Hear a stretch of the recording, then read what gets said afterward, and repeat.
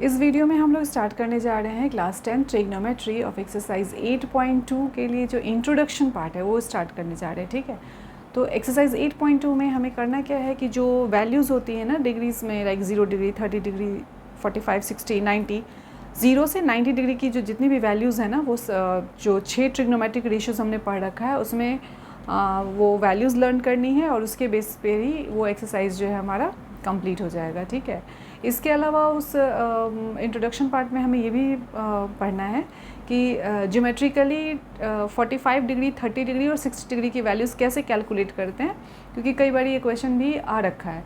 ठीक है, कि find the values of sine 60 degree और कॉट 45 डिग्री ज्योमेट्रिकली।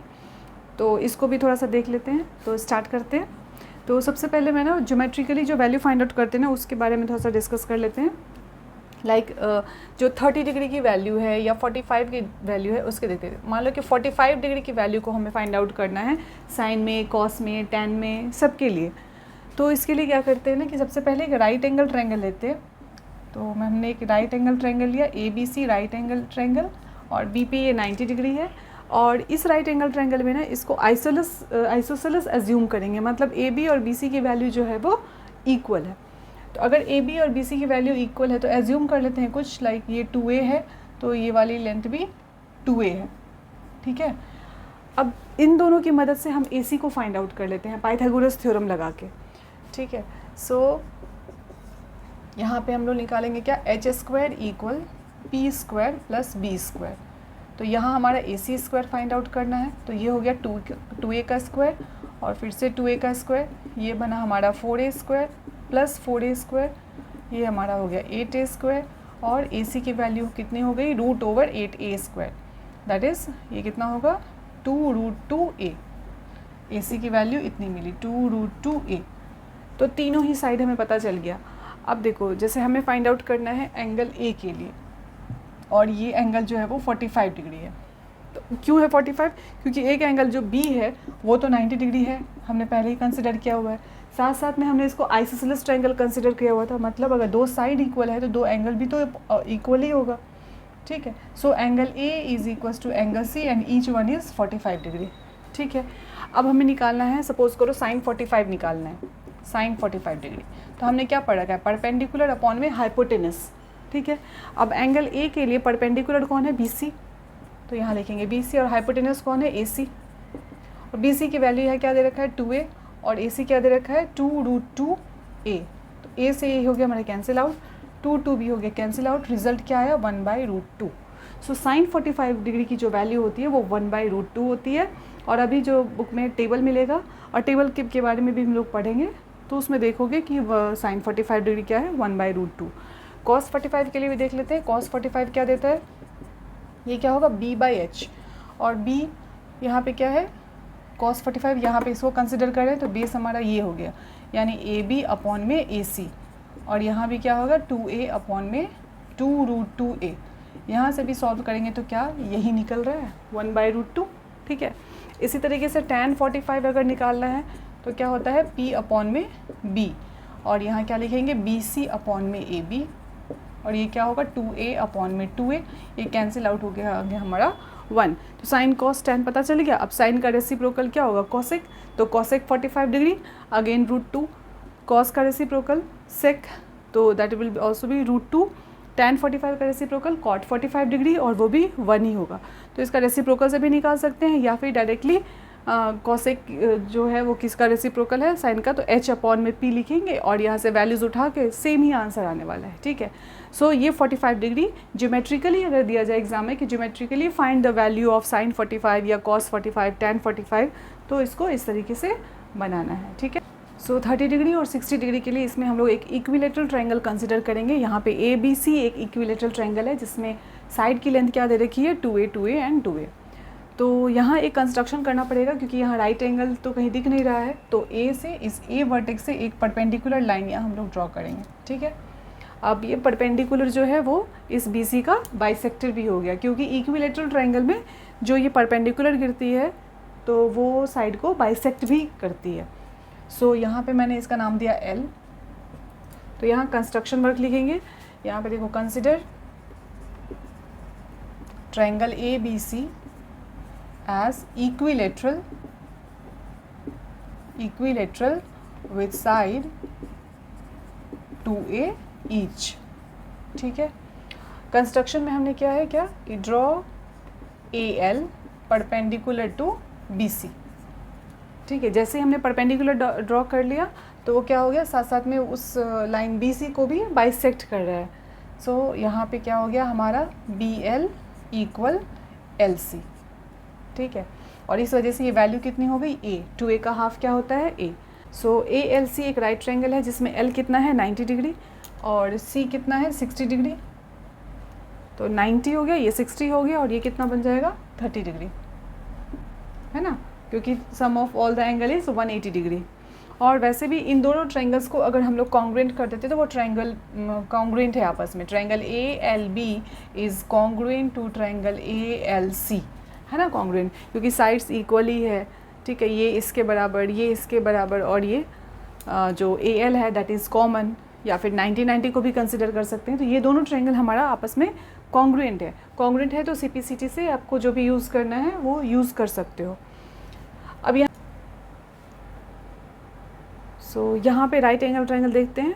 तो ये सारी वैल्यूज़ हमें दे रखी है और AL फाइंड आउट करना है। ठीक है, तो पाइथागोरस थ्योरम का ही यूज़ करेंगे, h square p square plus b square, h की जगह पे 2a का स्क्वायर भरेंगे, then a square plus b square, ये हो गया 4a square minus a square, ये b स्क्वायर, ये हो गया 3a स्क्वायर इक्वल में b स्क्वायर। इस तरीके से जो बेस की वैल्यू है वो कितनी आ रही है √3a स्क्वायर, या इसको √3a भी लिख सकते हैं। ये बेस हमें पता चल गया तो यहाँ हमने वैल्यू लिख लिया √3a।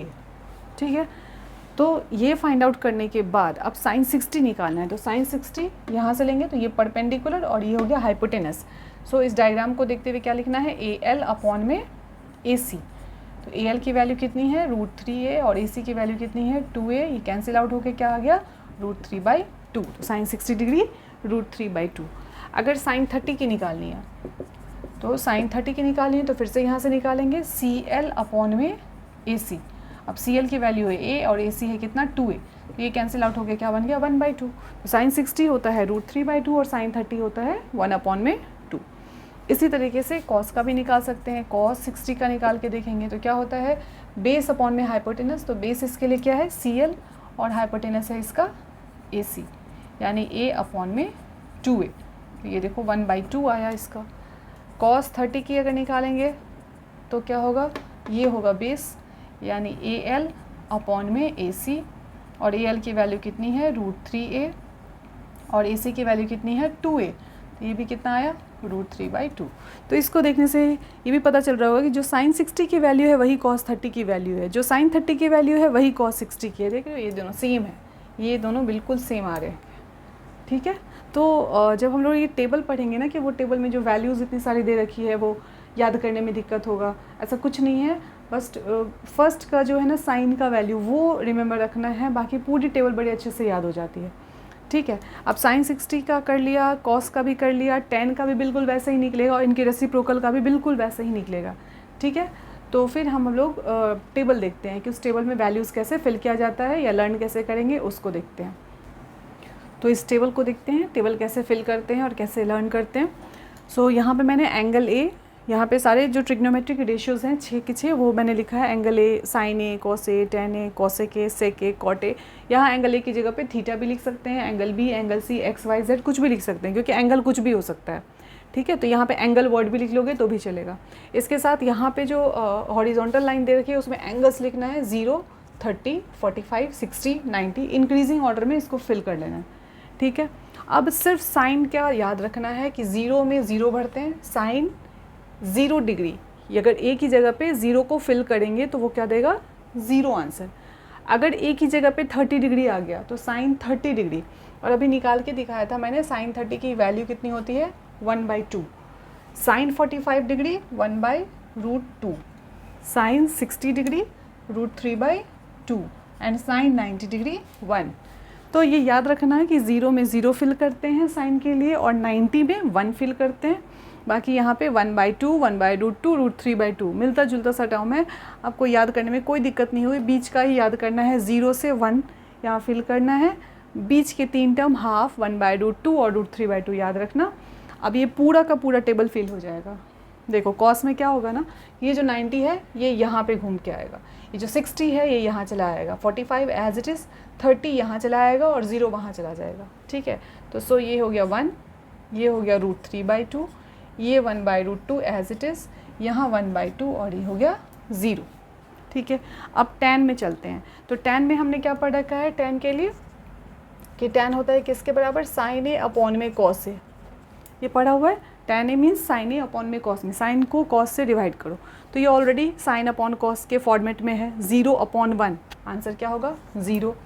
1/√2 डिवाइडेड बाई √3/2, इसको डिवाइड करोगे तो 2 कैंसिल आउट होके यहाँ क्या रिजल्ट बनेगा 1/√3, ये दोनों आपस में कैंसिल आउट हो गए, हो गया 1।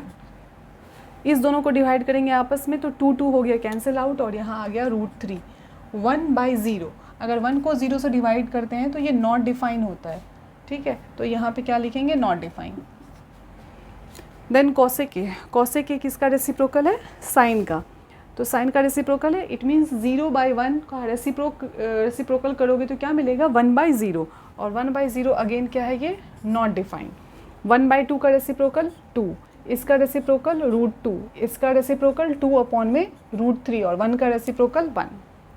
देन sec कॉस का रेसिप्रोकल लेना है, ठीक है। तो 1 का रेसिप्रोकल 1, √3/2 रेसिप्रोकेट होके क्या बनेगा 2/√3, ये क्या बनेगा √2, ये बनेगा 2 और ये नॉट डिफाइंड, क्योंकि 0 है तो 0/1 का जब रेसिप्रोकल करोगे तो क्या बनेगा 1/0, 1/0 तो नॉट डिफाइन है। कॉट tan A का रेसिप्रोकल लेते हैं, तो 0/1 रेसिप्रोकल करेंगे 1/0, तो ये क्या हो गया नॉट डिफाइन, ये क्या हो गया √3, ये 1, ये क्या हो गया 1/√3 नॉट डिफाइन, यानी 1/0 है, इसका रेसिप्रोकल करेंगे तो 0/1, 0/1 क्या होता है 0। तो ये टेबल जो है ना बड़े आराम से याद हो जाता है, बस फर्स्ट में तुम्हें साइन का रिमेंबर रखना है, बाकी ये पूरा घूम फिर के ना बड़े अच्छे से याद हो जाएगा। साइन का याद रखो, फिर साइन को यहाँ से हमने टर्न किया है तो कॉस का फिल हुआ, tan में क्या हुआ साइन को कॉस से डिवाइड किया, कॉसेक में जस्ट साइन का रेसिप्रोकल कर लिया, सेक में कॉस का रेसिप्रोकल किया और कॉट में tan का रेसिप्रोकल कर लिया, ठीक है। तो एग्ज़ाम में जब भी हो तो शुरू में तो चलो दिक्कत होती है, लेकिन 1-2 बारी जब इसका प्रैक्टिस करोगे ना इस टेबल बनाने में तो बिल्कुल टाइम नहीं लगेगा। और एग्ज़ाम में सबसे पहले इस को रफली पेपर पे ड्रॉ करके रख लो ताकि क्वेश्चन बनाने में कोई दिक्कत ना हो, कोई कन्फ्यूजन ना हो, ठीक है। तो ये हमारा इंट्रोडक्शन पार्ट था एक्सरसाइज 8.2 के लिए, वो कंप्लीट हुआ। फिर नेक्स्ट वीडियो में हम लोग एक्सरसाइज 8.2 स्टार्ट करेंगे।